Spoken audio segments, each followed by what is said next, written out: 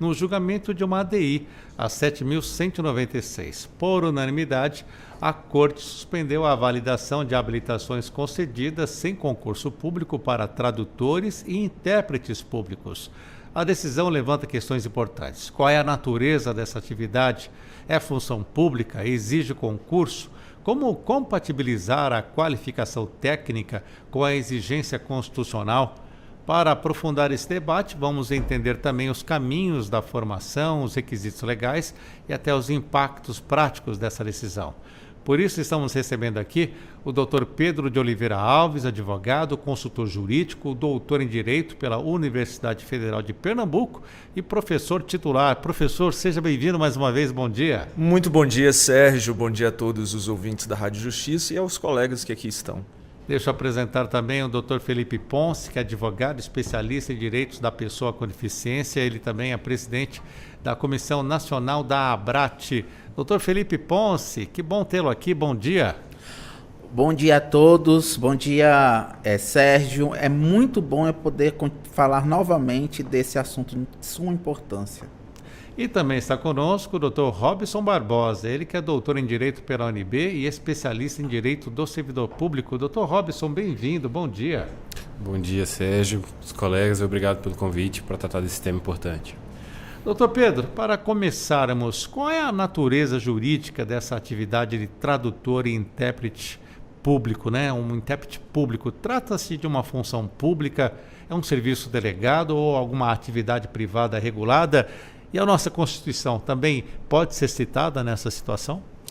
Muito bem, para a gente iniciar o debate de hoje, né, é importante a gente mencionar que a atividade de tradutor, ela tanto pode eventualmente ser uma carreira pública como uma carreira privada. Isso vai depender muito do formato do ordenamento jurídico. Então é algo que pode variar de país para país. No caso do Brasil, foi feita uma opção histórica de, pelo menos inicialmente, se atribuir isso à iniciativa privada, porém de forma bastante regulamentada quando se trata da colaboração ao serviço público. Então temos uma necessidade muito forte, tanto no Poder Judiciário, como também em tribunais de contas, como também nas juntas comerciais, enfim, o poder público tem uma grande necessidade, né? E aí, diante disso, fez-se a opção histórica de dizer-se que será uma atividade de caráter privado, mas, eventualmente também existirá a possibilidade de alguns concursos públicos, ou seja, tradutores de carreira pública, e aí teremos uma figura específica que é o tradutor servidor público, mas a regra geral tem sido de ser uma iniciativa privada, porém altamente regulada. Afinal de contas, pode ter uma grande função pública, tem um grande impacto público, né? Doutor Felipe, o senhor já logo no começo falou que é uma profissão importante, é um assunto importante. Explica também para o nosso ouvinte sobre esta questão que envolve a natureza jurídica desse tradutor ou intérprete público. Sou eu, né? Então, a situação proposta é sensível e de suma importância. Por quê? A Lei Brasileira de Inclusão, a Lei 13.146 de 2015, ela estabelece a questão da acessibilidade, o direito à acessibilidade. A acessibilidade não é simplesmente a acessibilidade arquitetônica, mas sim comunicacional e atitudinal também. O próprio artigo 2º, dentro dos seus parágrafos, estabelece essa situação. Então, no caso proposto, nós verificamos que a atividade do tradutor é de suma importância para a comunidade surda, para pessoas com deficiência auditiva, uma vez que sem essa possibilidade elas não podem alcançar essa comunicação em espaços, seja espaços públicos ou privados.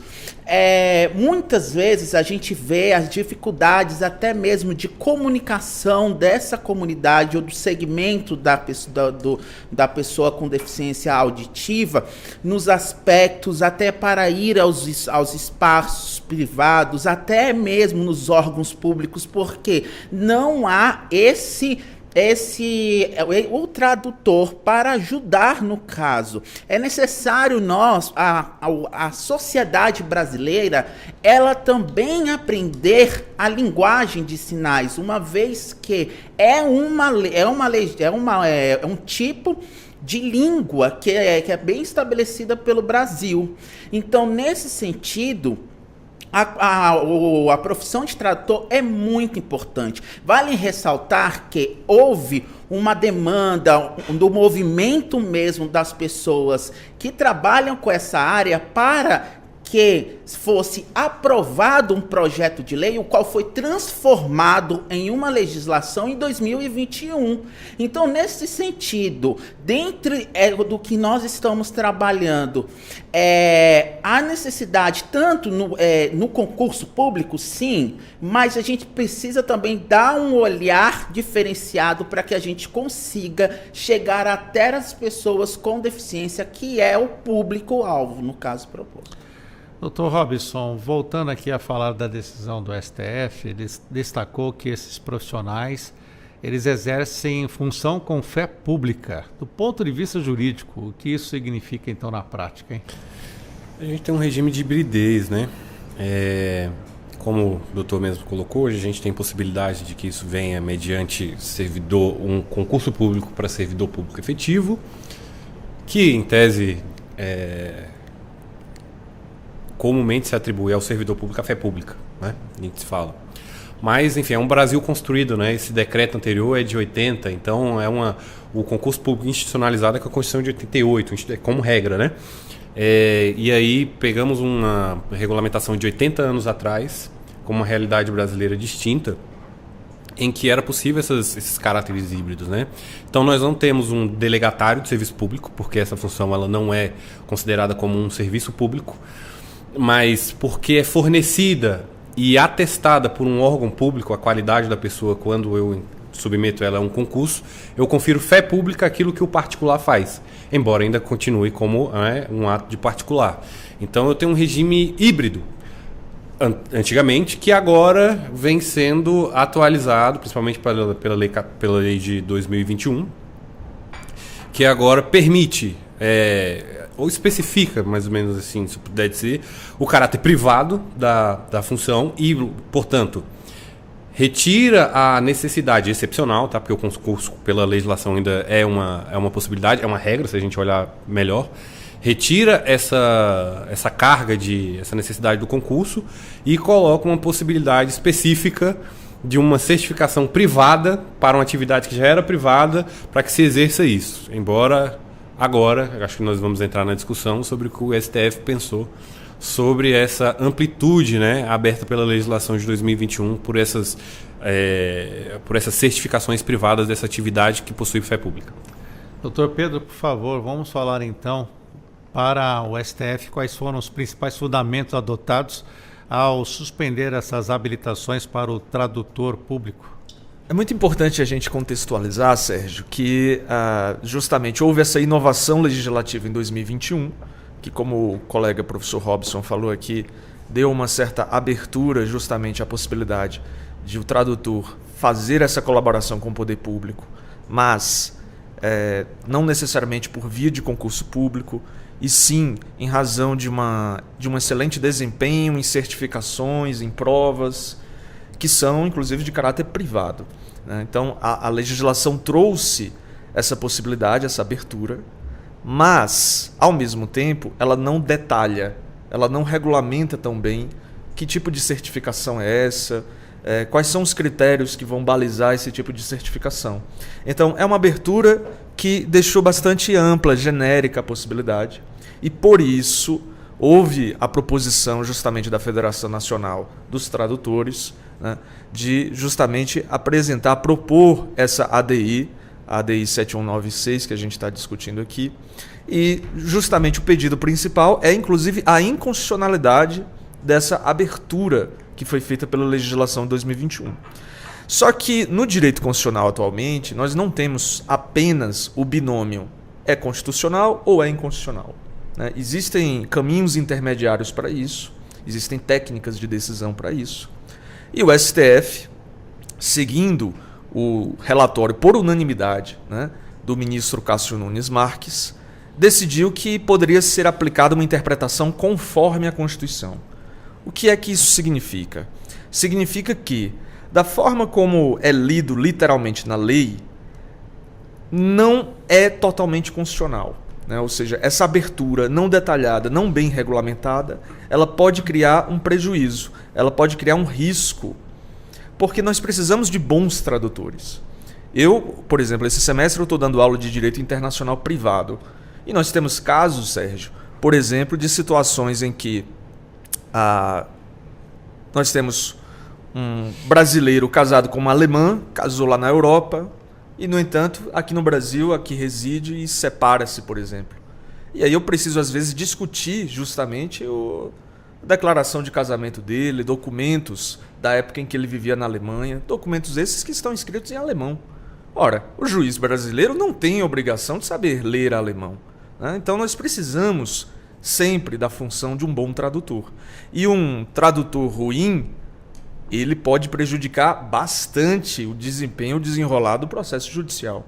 Aliás, tem um velho brocardo italiano, tradutore traditore, que é justamente, o tradutor é um traidor, né?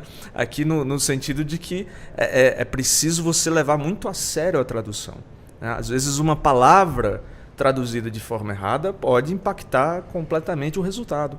Então, o que é que o STF, justamente, qual foi a baliza refletida pelo STF? Ora, não necessariamente nós vamos considerar isso inconstitucional.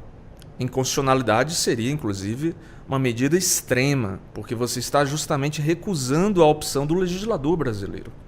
E aí o ministro Cássio Nunes Marques propôs, e o STF inteiro seguiu essa corrente, de aplicar uma interpretação conforme, ou seja, dizer que, olha, provisoriamente, essa abertura será suspensa até que venha esse detalhamento da regulamentação sobre como vai funcionar justamente esse mecanismo. Então, a gente tem aí um painel, um pano de fundo muito interessante. Ainda contextualizando ainda mais, o senhor falou sobre uma abertura. Explica isso melhor para o nosso ouvinte. O que estava acontecendo até determinado momento que chegou esta ADI ao Supremo Tribunal Federal? Até o momento da ADI, nós estávamos tendo a possibilidade de os tradutores, não necessariamente por concurso público, e por um processo que é considerado no meio técnico como menos rigoroso, menos formal, com base apenas numa certificação, uma prova de que ele compreende o idioma. Uma prova em que ele compreende o idioma, ele demonstra essa certificação institucional do idioma. Ele ainda poderia fazer um exame nacional que existe de aptidão, ele faz esse exame nacional de aptidão, e aí com isso ele já estaria garantido ali para justamente poder fazer esse tipo de colaboração no poder público. Que tinha uma vantagem, Sérgio, de certo modo, que é afastar a possibilidade de domínio de mercado, né? Uma reserva de mercado, a gente precisa de muitos tradutores, isso impacta inclusive no valor cobrado pelo tradutor.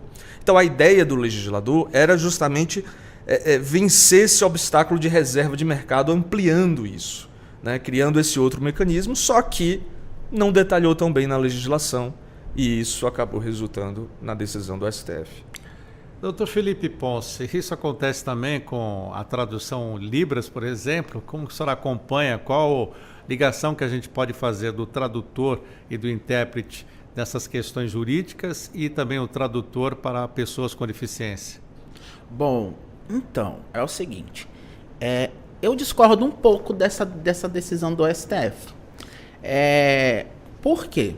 A Convenção Internacional dos Direitos da Pessoa com Deficiência, que tem status de emenda constitucional, ou seja, ela é com a Constituição Federal, estabelece a questão, vou retomar da questão da acessibilidade comunicacional. Então, no momento que o STF tenta, de uma forma por liminar, no momento, suspender o que está estabelecendo a questão da habilitação, não que eu não veja a questão que precisa de uma forma mais efetiva, com cuidado, tem que ter um diploma, eu acho que sim, precisa, até porque como nosso colega, o Dr. Pedro, falou que a questão pode ser um pouco sensível e complicada se não tiver um tradutor que tenha que esteja capaz para isso, só que se você tenta intervir num tratado internacional por meio de uma decisão judicial, você está quebrando normas que já resguardam o direito da pessoa com deficiência, que reflete na questão do profissional de intérprete de Libras ou tradutor. No momento em que, se isso cria uma barreira até mesmo do acesso da pessoa com deficiência de poder estar nos lugares. E isso, então, nesse sentido, trazendo para o caso proposto, é necessário ter o judiciário entender melhor a pauta da pessoa com deficiência, quais são os ditames, o que deve ser realizado, como deve, porque muitas vezes, e nessa questão do STF, não teve uma base especificamente jurídica no que tange a pessoa com deficiência. Eles não estabeleceram uma base como convenção. Então, assim, no momento em que você vai estabelecer uma norma voltada para um segmento, por exemplo, independentemente, mas nós estamos falando da pessoa com deficiência, nós precisamos seguir as normas jurídicas que já existem para elas, que são resguardadas. Vale ressaltar que é certo que precisa dessa certificação, da habilitação, mas existem pessoas com deficiência que, por exemplo, com síndrome de Down hoje, que são intérpretes de Libras. E com síndrome de Down, vale ressaltar o Gabriel. Então, por exemplo, uma pessoa com deficiência, com síndrome de Down, que tem as suas especificidades, eles precisam ter e consegue fazer a interpretação e ser um tradutor. Imagine ela tem que ter uma decisão ou uma legislação muito rígida. Isso complica até para nós, pessoas com deficiência. Então, assim, nesse sentido, a gente tem o próprio UPL, que está no Senado, do emprego apoiado. Então, se a pessoa com deficiência, como eu estou falando, com síndrome de Down, ela tem possibilidade, pode uma pessoa dar esse apoio e aí ela desenvolver o trabalho, entrar no mercado de trabalho, que é o intuito para a pessoa com deficiência. Então, o STF teve essa modulação e essa decisão, ela parcialmente, no meu ver, ela foi favorável, mas pode ser derrubada. Então, eu acredito, no caso proposto, que nós temos que dar um olhar diferente e assim a gente consiga que os direitos da pessoa com deficiência não sejam retirados. Dr. Robson, essa decisão ela menciona a necessidade de uma regulamentação. Então, existe hoje um vácuo normativo ou é um conflito entre normas, então? Na verdade, o Supremo entendeu que se tratava de uma proteção insuficiente, né? Porque, inclusive, no julgamento foi mencionada uma resolução 22, eu acho, da DREI, né? Que é esse departamento que cuida dessa questão do comércio e registros, enfim. Havia, então, essa regulamentação, só que qual é o problema quando o Dr. Pedro colocou? O certame que antes havia, ele exigia certas coisas que não são próprias desses exames de proficiência. O exame de proficiência, sendo assim bem grosseiro, é praticamente uma tradução crua de um texto. E aí, no dia do julgamento, eu estava acompanhando outra causa, e aí eu fiquei perto desse pessoal dos autores da ação, enfim, dos amicus curiae, enfim. E aí eles estavam me explicando qual era o contexto e por que a indignação deles, né? E aí a razão do ajuizamento da ação. É que eles entendem que essa atividade, ela não pode ser deixada apenas para esses simples exames de proficiência, TOEFL, enfim, porque não é só questão de texto. o intérprete, ele também tem... Intérprete e tradutor, são duas questões, ele tem que entender contextos. Então, o caso lá da Alemanha. O alemão em si é uma língua extremamente difícil. Mas tem línguas, por exemplo, que a entonação, né, ela é um critério, assim.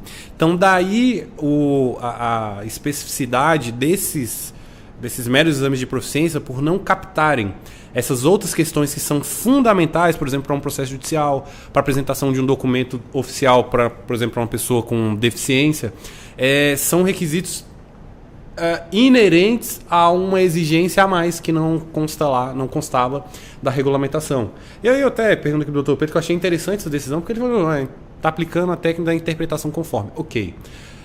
Só que é bem raro, acho que eu não lembro de ter visto o reconhecimento de uma eficácia limitada de uma norma legal, não constitucional, a gente discute lá no plano constitucional, que demandaria, portanto, a sua suspensão por não haver regulamentação. Eu achei bem interessante essa técnica aí, não vi. Eu acho que está na ideia da declaração de nulidade. Declaração de inconstitucionalidade, né? Sem a afetação da nulidade, porque, voltando, tenho a lei e tenho o regulamento. O Supremo olhou o regulamento e falou que é insuficiente, e por isso suspendeu a lei. Mas a lei já tinha regulamento, então era uma coisa nova, né? E tudo isso por conta da ideia de uma proteção insuficiente de uma função pública pública não, perdão, de um ato que tem fé pública, né? De um ato que tem fé pública, embora praticado por particular, e que por isso carece de maiores cuidados, né? Porque, querendo ou não, eles são voltados para um processo que é uma atividade de Estado. Ele faz parte de processos que são atividade de Estado. O processo judicial, o processo na junta comercial, enfim, vários outros processos que dependem dessa colaboração com o particular, né? Doutor Pedro, por favor. Muito interessante o comentário dos colegas aqui, tanto do Felipe como do Robson, né? E isso permite justamente o nosso ouvinte perceber as nuances do debate. É muito importante, eu acho, ressaltar que justamente, né? Veja, o STF teve uma posição interessante, eu acho, no sentido de, primeiro, reconhecer a opção legislativa, né? De respeitar a opção legislativa. Ele não declarou inconstitucional. Ou seja, é possível que a gente faça dessa forma, mas tem que ser, se for fazer dessa forma, tem que ser muito bem feita. Tem que ser de forma adequada. Então, ainda que existisse, como o professor Robson falou, algum tipo de regulamentação infraconstitucional, infralegal, aliás, ainda assim é preciso que essa regulamentação seja adequada, seja suficiente, que ela seja justa, né? Razoável, proporcional. E, veja, a lei em si não é inconstitucional, pode haver essa abertura, mas ela só terá eficácia, só terá os seus efeitos quando houver uma regulamentação adequada, justa, proporcional, né? Isso é interessante. Da mesma forma, eu achei muito interessante o comentário do nosso colega Felipe também, doutor Felipe, no sentido de que, Sérgio, quando a gente está falando, de certa forma, também de liberdade profissional, né? De liberdade de exercer a função. Eu quero ser tradutor juramentado, eu quero ser intérprete. Veja, liberdade profissional, a princípio, ela é garantida a todos os indivíduos, né? Salvo, claro, as condições previstas na lei, mas estas somente quando forem proporcionais, né? Não pode haver restrição desproporcional. Por exemplo, o STF entendeu que não precisava o diploma de jornalista para exercer a função de jornalista. É uma decisão que causa alguma polêmica, tem pessoas que não concordam, etc. Mas porque se entendeu que era a liberdade de expressão que estava em jogo, né? Que o indivíduo, isso era importante para a democracia, que a gente tivesse uma maior abertura para a função do jornalista. É diferente, por exemplo, da situação dos médicos, engenheiros, que estão ali diretamente, talvez, lidando com a vida do sujeito e podem colocar a vida de alguém em risco. O caso do tradutor é interessante porque você não está necessariamente arriscando a vida de alguém, mas você está arriscando a função jurisdicional, né? O desempenho da função jurisdicional. Ao mesmo tempo em que é possível, então, haver esse tipo de forte regulamentação, é preciso, no entanto, olhar, como o professor Felipe colocou aqui, para situações muito específicas de algumas pessoas, como é o caso da pessoa com deficiência, que a gente precisa ter uma espécie de, ainda um processo que eu considero rigoroso, mas um processo rigoroso adaptado, né? Ou seja, adaptado às peculiaridades justamente de cada parcela da população. E aí justamente eu acho que a legislação ela dá essa abertura, mas a regulamentação ela precisa olhar justamente para esse tipo de situação. Ou seja, a gente precisa ter uma regulamentação rigorosa, correta, justa, que realmente proteja a função desempenhada pelo tradutor, pelo intérprete, mas ao mesmo tempo olhando justamente essas peculiaridades de cada tipo de pessoa. Doutor Felipe, existe também a figura do tradutor juramentado de Libras? Sim, também existe. É uma função, ele existe, é uma função muito... Na questão, como eu falo, né, sempre, né, sempre aquilo que vem trazer um benefício para a pessoa com deficiência, e a questão do tradutor, e nesse caso do tradutor, isso sempre ajuda na acessibilidade comunicacional. Eu sempre trago, gente, aqui a pessoa com deficiência, porque é um segmento em que, no momento que você não consegue ouvir, você não consegue estar no ambiente, você não consegue acessar os lugares. Então, no momento que tem um tradutor juramentado, no caso, que ele tem dentro desse segmento, no caso, você cria uma possibilidade do acesso da pessoa com deficiência, no caso que nós estamos falando auditiva, de poder passar por para estar nestes lugares, e também até mesmo poder ser escutado. Vamos ser mais leigos aqui, porque se a gente falar muito o juridiquês, a gente acaba trazendo algumas situações, passando. Então, eles conseguem ser escutados. A sociedade escuta. Aquela pessoa que precisa daquele documento ser traduzido, ela vai conseguir ser traduzido. Porque no momento ela vai ter um profissional especializado para aquele segmento. Supostamente, vamos falar aqui, um casamento, vamos falar, né? Um tradutor juramentado. Vamos falar o seguinte, o casamento internacional, onde a gente nem fala a questão do casamento, mas um casamento internacional, por exemplo. Aí, mas você está falando de duas pessoas com deficiência, e essas duas pessoas com deficiência auditiva. Como que você vai traduzir uma língua diferente da qual você está, por exemplo, o português ou inglês, ou melhor, se a pessoa não é oralizada na língua portuguesa? Como que você vai ser? Porque a maioria das pessoas surdas não são oralizadas na língua portuguesa.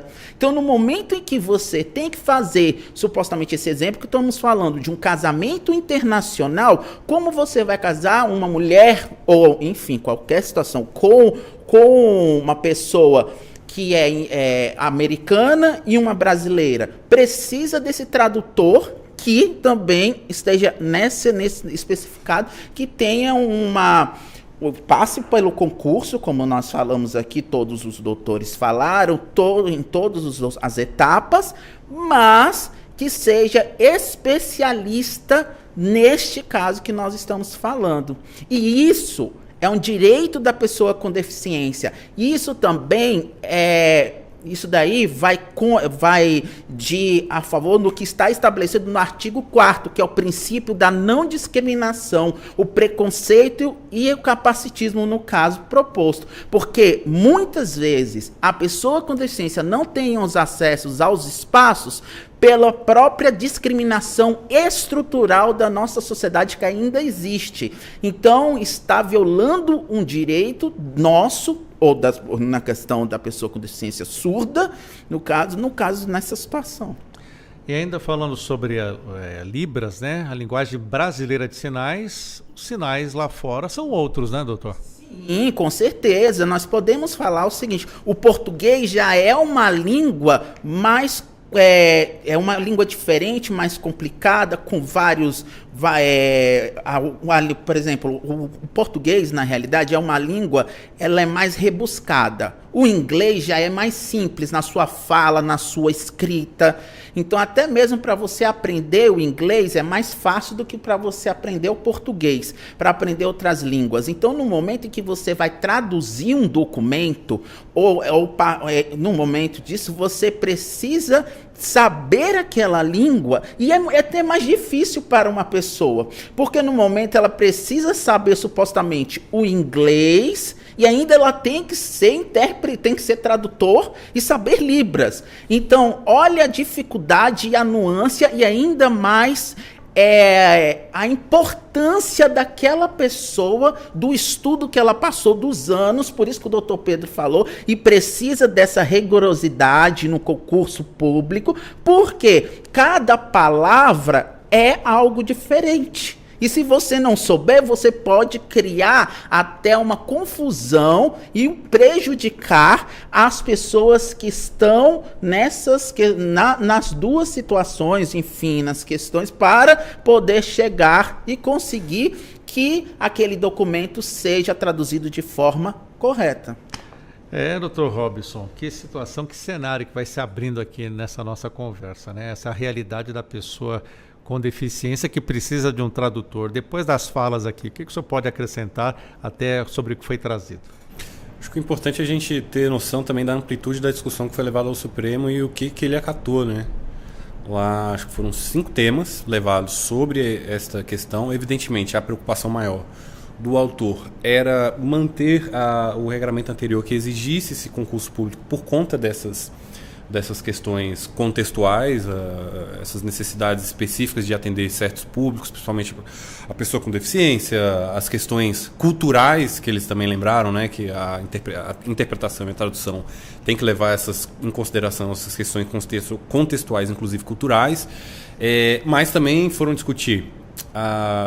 Vale lembrar que essa lei de 2021 ela vem naquela leva de legislação que tenta reorganizar a legislação voltada para impulsionar, né, a abertura de negócios, aquela questão da lei da liberdade econômica, etc. e tal. Então, o foco principal, e daí a falta de preocupação com outros aspectos, é porque o econômico foi o que levou a essa modificação. Então, por exemplo, a discussão na DI é sobre a livre pactuação de honorários, né?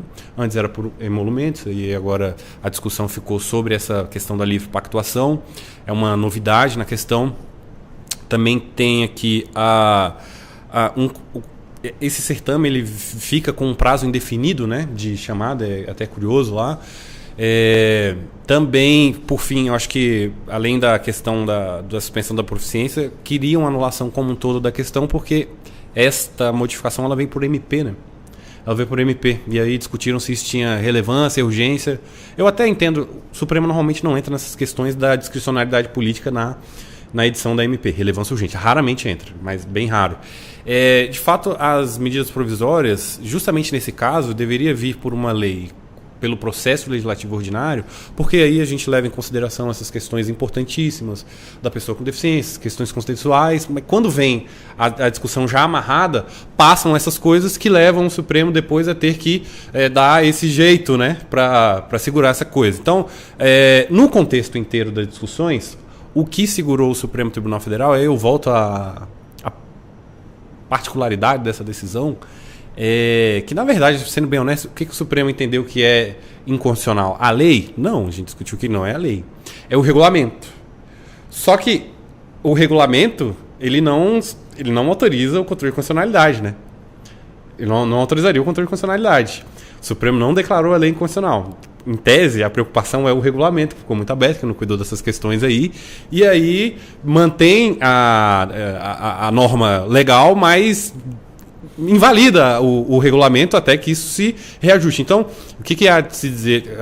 Que agora abre-se um espaço para as entidades das pessoas com deficiência, para os próprios intérpretes, para os próprios tradutores buscarem o órgão que fica agora a cargo da regulamentação. Inclusive, deveria, e assim se espera, que se abram audiências públicas para que se discutam todas as questões. Então, abre-se um espaço de regulamentação para se ajustar essas questões que passaram, porque o foco principal era ajustar ali a atividade econômica. Mas além da atividade econômica, existe o contexto social como um todo, e isso precisa ser levado em consideração.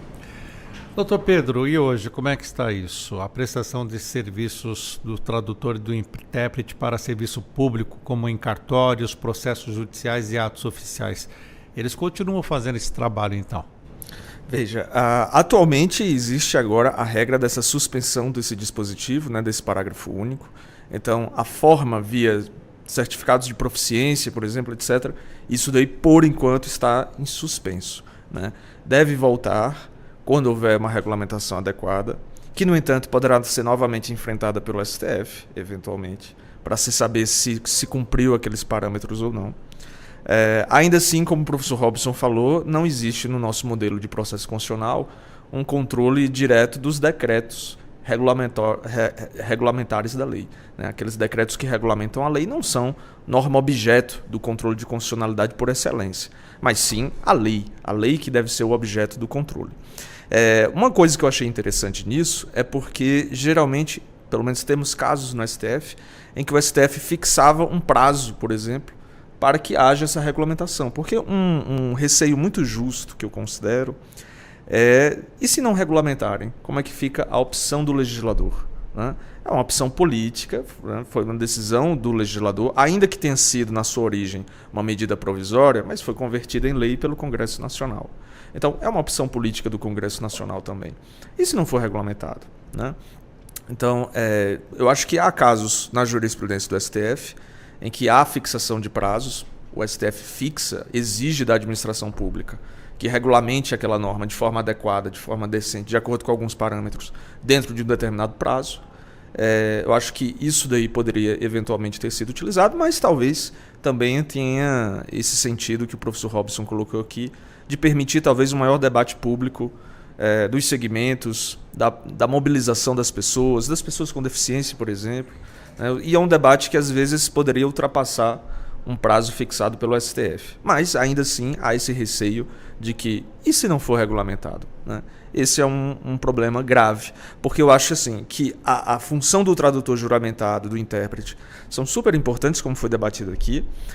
Não necessariamente será concurso público para se tornarem integrantes de uma carreira de serviço público. Não.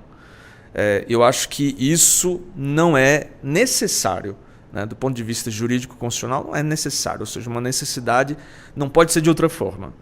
É possível haver um processo seletivo de habilitação, um processo rigoroso de habilitação, né? E não necessariamente para integrar os quadros públicos, mas para ele ficar habilitado a fazer esse tipo de colaboração com o poder público. São coisas diferentes. Então, o que a gente está debatendo aqui a gente precisa sim, e aí todos aqui estão convergindo nesse ponto com a decisão do STF, a gente precisa de um processo rigoroso de habilitação desses tradutores, desses intérpretes. No entanto, essa questão ela é muito importante de ser pensada o seguinte: eu não posso ter do STF uma posição nem tão restritiva a ponto de se criar uma reserva de mercado. Porque a reserva de mercado ela também é prejudicial à luz dos princípios da nossa Constituição, né? Então, para evitar a reserva de mercado, é importante que haja essa regulamentação, caso a administração pública, o DREI, por exemplo, caso haja uma demora muito injustificada disso, eu acredito que o próprio legislador poderia, inclusive, via reformar a legislação e já trazer esse detalhamento na própria legislação, né? Eu acho que seria, talvez, o ponto mais interessante disso, é que não necessariamente essa regulamentação precisa ser da administração pública, mas que o próprio legislador poderá fazê-lo. Eventualmente, nós temos casos na jurisprudência do STF em que o próprio STF já traz uma espécie de regulamentação básica, né, os parâmetros mínimos. Mas eu acredito que houve aí uma deferência ao legislador, que eu considero bastante oportuna nesse ponto, e que ficará aí com a bola com o próprio legislador para decidir quais serão esses parâmetros, quais serão esses critérios. Doutor Felipe, e hoje, como é a realidade do tradutor de Libras? Existe essa reserva de mercado? Há alguma disputa daquele tradutor que pode, aquele que não pode? Como é que está isso hoje? Bom, É bom ressaltar que antes dessa legislação de 2021, os próprios tradutores do movimentos sociais que a gente trabalhava, no caso, né, que eu participo, né, devido aos movimentos, eles mesmos falavam que eles não tinham uma segurança jurídica efetiva para a questão de remuneração. Então, e também em relação também à reserva de mercado, a ser qual lugar eles iriam, se eles conseguiriam, e a mão de obra ainda era precária. Posteriormente, com essa legislação de 2021, houve pontos que foram estabelecidos para o tradutor / intérprete de Libras. Então, no momento, eles alcançaram um piso, eles conseguiram ter essa inserção no mercado de trabalho, e isso foi realizado muito através de audiências públicas, escutando a sociedade civil e os órgãos competentes, como o nosso colega falou que é necessário. Então, no momento, eu entendo que a legislação precisa tomar todo o cuidado, precisa legislar como o doutor Pedro, eu como advogado coaduno com tudo que ele falou, mas a gente não pode partir do princípio apenas da legislação, porque a legislação já existe. A gente precisa também escutar e ver a situação do ambiente sociopolítico que está acontecendo dentro da sociedade para a pessoa com deficiência. Porque o tradutor, retirando, se não for o tradutor Maia, tradutor que, no caso, para as pessoas com deficiência, não um tradutor só para a pessoa com deficiência, mas aquele que seja para a pessoa com deficiência, e o intérprete, que o intérprete é exclusivo para pessoas com deficiência, que é a língua de sinais. Então, nesse caso, eles precisam ter pessoas qualificadas. Então, no momento que você escuta a sociedade civil, no momento em que você trabalha nesse ponto, o próprio judiciário, não por meio de uma decisão, o qual muitas vezes o próprio legislador não é competente, não estou falando de forma jurídica, eu estou falando em outros aspectos, para analisar o caso proposto, porque ele não escutou a sociedade civil, ele não escutou o movimento. Isso afeta a própria sociedade civil, porque a legislação, a norma jurídica, ela é um ponto que estabelece o norte dos direitos das pessoas, e nós estamos falando na questão das pessoas com deficiência. Então, através de uma jurisprudência, cria-se entendimentos que podem prejudicar a pessoa com deficiência. Então, nesse quesito, é igual aconteceu um ponto que vale ressaltar, teve um concurso para a magistratura que não teve a cota para a pessoa com deficiência, para ilustrar. Então, assim, houve a necessidade de entrar com ação, por quê? Porque o magistrado não entendeu sobre lei de cotas. Então, se o magistrado ou o ministro, ele não entende sobre os direitos da pessoa com deficiência e também dessa legislação de uma forma mais ampla, estou falando de forma do que deve ser aplicado, como a convenção, que às vezes até mesmo nas emendas, nos relatórios, eles não colocam essas questões, que isso é a verdade, como que isso vai ser afetado dentro para a pessoa com deficiência? O que isso vai trazer? A pessoa com deficiência que já tem esse processo de discriminação estrutural, ela vai ficar fora da sociedade? Então é algo se assim pensar nesse caso. Eu fiquei imaginando aqui uma situação, o senhor falou sobre concurso para a magistratura. Como seria, por exemplo, uma prova oral para uma pessoa? O intérprete, qual formação que ele deve ter para compreender o conhecimento daquele candidato a um concurso de juiz, por exemplo? Então, é isso, isso também tem essa particularidade também. Mas o intérprete de Libras, ou tradutor, ele, apesar de ele não saber o direito, no caso, as leis, enfim, ele vai traduzir aquilo que está específico dentro daquela prova, o que for perguntado para ele. Então, assim, ele sabe como compreender para passar as perguntas para a pessoa com deficiência.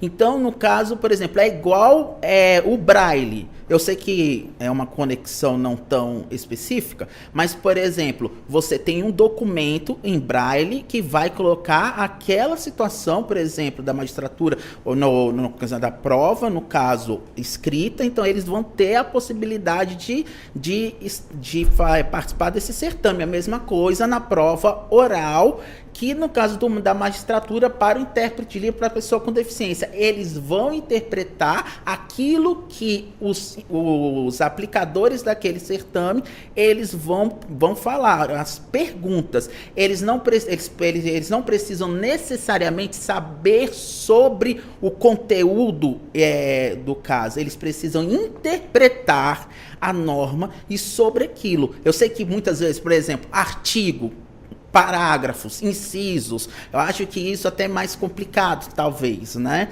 Mas, ao mesmo tempo, ele pode ter um preparo sobre essa questão.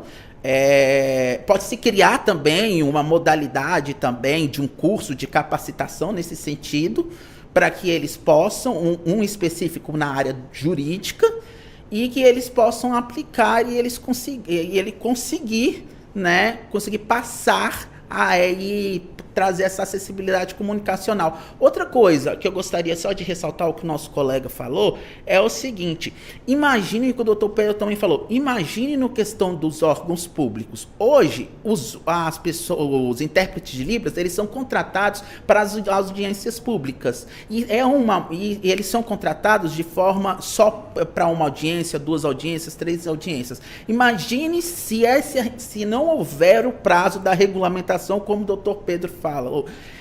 Como que vai ser lidado com o próprio órgão público, como que vai ser aplicado lá naquele momento, sendo que a pessoa com deficiência não vai ter a possibilidade de estar nesses espaços. Então é a pensar. Então, por que o próprio ministro, no caso o STF, enfim, a decisão pode ser revista e colocar um prazo, estipular para a regulamentação, assim não traz nenhum prejuízo para a pessoa com deficiência. Dr. Robson, o STF condicionou então a continuidade das habilitações a uma nova regulamentação. Que elementos essa futura norma deveria necessariamente conter, na sua opinião? Eu entendo que tem que mesclar alguns dos elementos do processo do concurso. Alguns elementos do processo do concurso. Porque justamente a razão da suspensão foi a simplicidade do exame de proficiência. Então, haverá algum tipo de complexificação, mas não vai ser complexificação ao ponto de se tornar o concurso usual.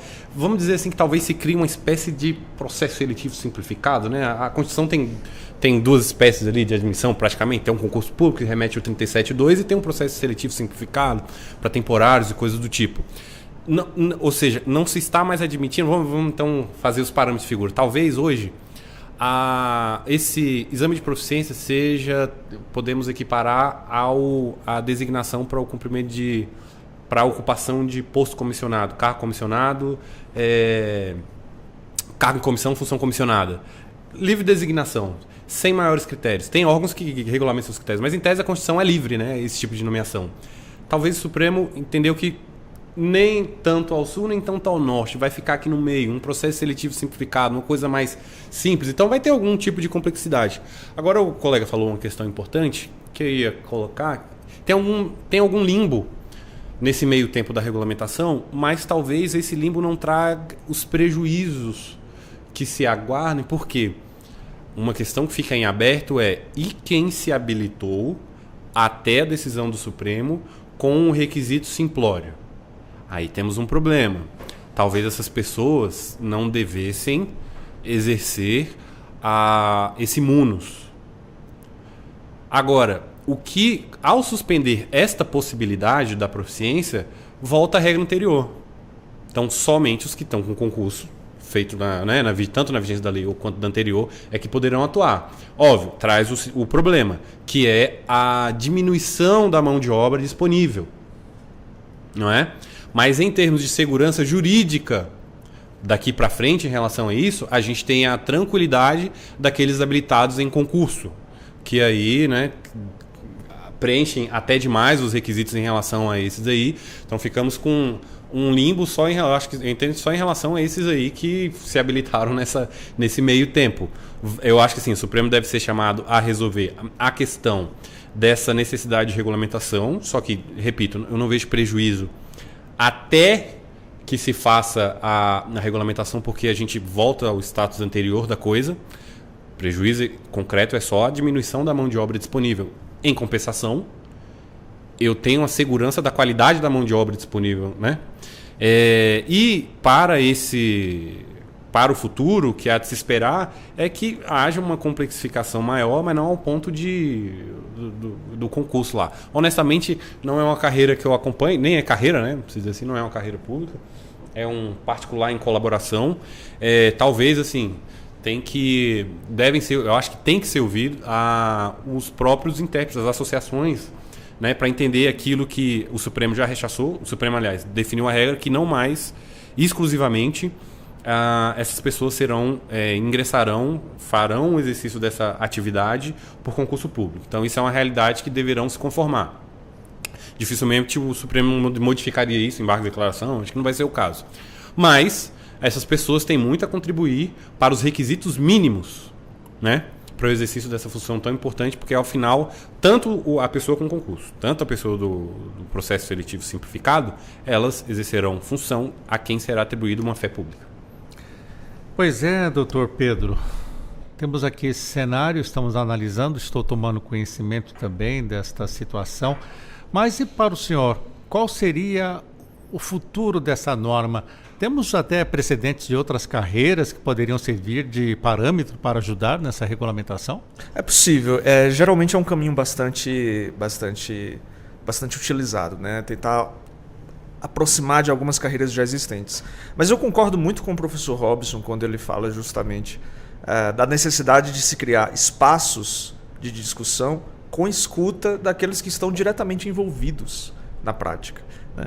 Por exemplo, eu sou alguém que leio bastante sobre a Convenção das Pessoas com Deficiência, sobre leituras antirracistas, etc. Mas, se eu fosse pensar algum tipo de legislação para pessoas com deficiência sobre direito antidiscriminatório, eu precisaria também criar espaços de escuta daqueles que estão diretamente lidando com a questão, né? Aqueles que estão diretamente sofrendo a questão. Então, é necessário que esse esforço normativo, seja do legislador, seja na administração pública de forma infralegal, por decretos, que existam esses espaços de escuta, né? Talvez, inclusive, pensar algum tipo de curso de formação durante o processo de habilitação, né? Ainda que seja uma carga horária pequena, etc., mas justamente para tentar trazer esses outros elementos que poderiam eventualmente ser cobrados no concurso, mas como não se trata de concurso, a gente compensaria de outras formas, né? De forma a atender justamente esse tipo de regulamentação. Eu acho que o caminho passa justamente por aí. Acredito que os grupos envolvidos já devam estar se mobilizando em relação a isso, mas eventualmente pensar algum tipo de como é que funciona em outros países, que tipos de outros modelos nós temos no mundo, como é que a gente poderia pensar o modelo nosso brasileiro, não para importar, né, transplantar, achar que o que funciona lá fora funciona aqui automaticamente, não nesse sentido, mas no sentido de pensar experiências, inclusive em outras carreiras, para se conseguir, enfim, moldar o formato brasileiro dessa carreira. Vamos fazer a nossa última rodada com as considerações finais. Começo agradecendo hoje, onde falamos sobre o tradutor e o intérprete público, Dr. Felipe Ponce, advogado especialista na área dos direitos da pessoa com deficiência, presidente da Comissão Nacional da Associação Brasileira Trabalhista, ABRAT. Obrigado por estar aqui, Dr. Felipe, e as suas considerações finais desse tema tão interessante. Sérgio, e a todos os ouvintes, eu quero agradecer por poder falar desse assunto de suma importância, esse assunto relevante para a sociedade civil. É necessário a gente continuar pensando e desenvolvendo políticas afirmativas para pessoas com deficiência ou pessoas no âmbito geral. é necessário também ter um olhar mais criterioso, mais sensível, principalmente no que aconteceu agora nessa decisão do STF. Só que eu ainda reforço a situação. Cada especificidade tem tem que ser olhado. Vale ressaltar, existem pessoas com deficiência como síndrome de Down, reforço mais uma vez, que têm condições, que são, eles são intérpretes de Libras. Então, no momento, cabe também ter este olhar ao órgão público. Nós temos legislações como a da linguagem simples, a aumentativa, alternativa, que são todas que podem ser implementadas junto com o intérprete de Libras. Então, assim, também tem que ter o olhar também para a profissão do intérprete tradutor, uma vez que existem essas normas, eles conquistaram os direitos também. Então, no momento em que isso não pode ser também através de decisões ou outras situações, tentar se retirar um direito. Não estou dizendo que essa decisão retirou, eu estou dizendo que tem que sempre ter um cuidado nas próprias decisões e como vai ser aplicado. E que porque a gente possa evitar todo tipo de capacitismo, preconceito, discriminação em razão da pessoa para a pessoa com deficiência, com direito à acessibilidade comunicacional. Mais uma vez, obrigado por estar aqui, Dr. Felipe. E agradeço também ao nosso outro convidado, o Dr. Robson Barbosa, ele que é doutor em Direito pela UNB, advogado especialista em Direito do Servidor Público. Dr. Robson, obrigado também por estar aqui. Obrigado pelo convite, Dr. Pedro, Dr. Felipe. Curiosamente, como eu disse, eu presenciei o julgamento lá do último e eu não conhecia a situação, enfim, aproveitei para estudar, achei interessantíssimo. Eu sou advogado especializado em servidor público, então sou um defensor ferrenho de concurso público, mas eu acho que o Supremo Tribunal Federal tem uma decisão, tem uma compreensão ampla sobre o que o legislador pensou, sobre a necessidade social de se abrir novas alternativas para essa função e esperamos aí a correção dessas pequenas falhas que restaram mediante essa nova regulamentação e vou continuar acompanhando o assunto. Obrigado mais uma vez. Agradeço também ao Dr. Pedro de Oliveira Alves, advogado, consultor jurídico, doutor em Direito pela Universidade Federal de Pernambuco e professor titular de curso de Direito. Professor, obrigado por estar aqui mais uma vez. Eu quem agradeço, Sérgio, muito obrigado aqui pelo convite, muito obrigado aos colegas Robson, Felipe, que estão aqui também, participaram desse debate interessantíssimo hoje, que inclusive é praticamente a véspera do meu aniversário. Um prazer estar aqui com vocês e fico à disposição, pode sempre chamar o professor Pedro Alves. Professor, obrigado e já nossos parabéns antecipados.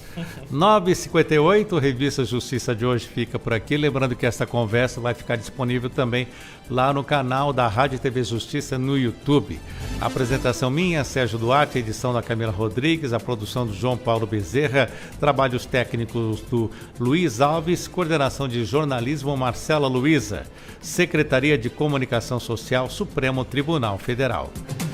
Fique agora com o programa Trabalho e Justiça. Um ótimo dia para você, bom fim de semana.